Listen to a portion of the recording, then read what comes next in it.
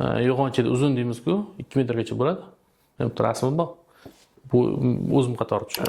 Yerga tegib qolmasin, sal yuqoriroq ko'tarib turganman. Assalomu alaykum, hurmatli o'rganuvchilar. Bugungi asosiy mavzumiz ich qotishi. Nega endi ich qotishi? Chunki asosiy koloproktologik muammolar ikki bo'lgan tizim bo'ladi. Yo ich qotish bilan bo'ladigan kasalliklar, yo ich ketishi bilan bo'ladigan kasalliklar bo'ladi. Eslatib o'taman, gemorroy ich qotishi hisobiga kelib chiqadigan kasallikka kiradi.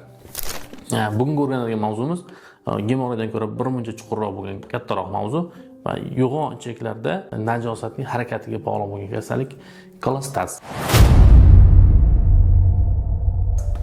Ich qotishning turlari bor. Ich qotishda dori-darmon yordam beradigan turlari bor, dori-darmonlar yordam bermaydigan turlari bor. Onda sonda bo'lib turadi deysiz-ku, bir oyda bir ikki marta ich qotish bo'lib turishi mumkin. Bu odatdagi hol deb qarasangiz bo'ladi, ammo regular ravishda, ya'ni doimiy ravishda 48 soatdan ortiq davom etadigan bo'lsa ich kelishini, uni kolestaz yoki bunga olib keladigan sabablardan bittasi Dolixa sindromi yoki sindrom Payre degan simptomlar bor. Ya'ni yo'g'on ichakning qaysidir qismlari uzunligi hisobiga. Yo'g'on ichaklar uzun bo'lishi mumkin. Bu tug'ma nuqson bo'ladi.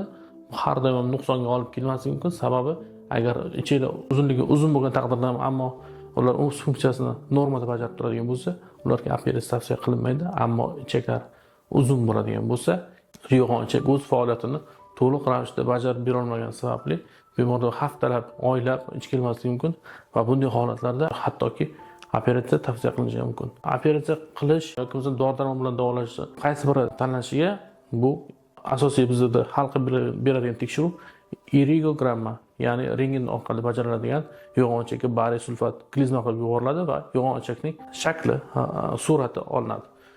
Normada bo'lishi kerak bo'lsa, o'ng yonboshdan yo'g'on ichak boshlanadi, jigar ostidagi taloq burchagiga qarab yo'l oladi, taloq burchagidan yana pastga tushib, chap yonbosh bilan keyin to'g'ri ichakka o'tib ketadi. Mana shu shakl yo'g'on ichakning normada joylashgan shakli. Bunda esa bemorlarda esa kasallik holatida shu yo'g'on ichakning shakli bir muncha o'zgaradi. Bu yerda siz ikki xil shaklni ko'rishingiz mumkin. Birinchi holatda yo'g'on ichak uzun, mana o'ng yonboshdan boshlanib tepaga qarab pastga tushganda ham ancha muncha hatto kichikroq bo'shliqgacha tushib, keyin yana taloq burchagiga ko'tarilib va yana pastga tushganda ham sigmoson ichak bitta buralib, keyin to'g'ri ichakka o'tib ketyapti. Bu bari yuborilgandagi holat. Undan defekatsiyadan keyin, yana ichki kelgandan keyingi holatda esa yo'g'on ichak shakli saqlanib qoladi.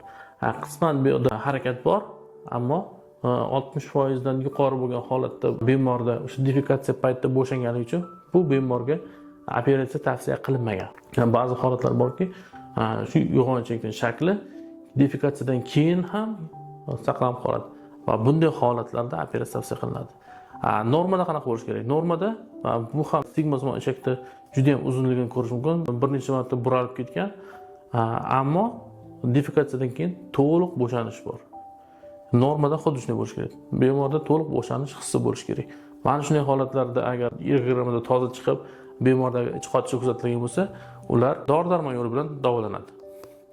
Agar yo'g'on ichak shakli defekatsiyadan keyin ham saqlanib qoladigan bo'lsa, xuddi shu rasm bo'ladigan bo'lsa, ikkalasi bir-biridan uncha farq qilmaydigan holat bo'lsa, bunda dekompensatsiya bosqichi, ya'ni yo'g'on ichak o'z faoliyatini bajarib bera olmayapti degan xulosaga kelinadi va bemorga operatsiya tavsiya qilinadi.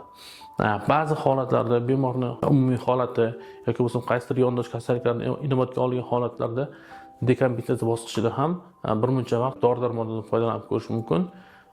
Ammo keyinchalik imkon qadar operatsiya yo'li bilan davolash tavsiya qilinadi. Ammo yosh bemorlarda, masalan, aytaylik, irogramma toza chiqqan bo'lsa, ularga hozirgi kunda ich qotishi ham davom etadigan bo'lsa, 3-4 kunda bir marta keladigan bo'lsa, ularga fizioterapiya usullaridan biri bor, ya'ni impuls jo'natish va bularga TMS ham yaxshi foyda beradigan bu ichki turuvchi, ya'ni surgi dorilardan tashqari qo'shimcha sifatida. Bu bemorlarga standart lecheniyadan bittasi surgi dorilar, ikkinchisi fizioterapiya turlaridan hisoblanadi. Yoki parafin bilan yoki prazilin bilan fizioterapiya muolajalari bor. Xo'p, operatsiyasi, hozirgi kunda operatsiyasi yo'g'on ichakni olib tashlash to'liq laparoskopik usulda amalga oshirilyapti. Bizda ham amalga oshiriladi.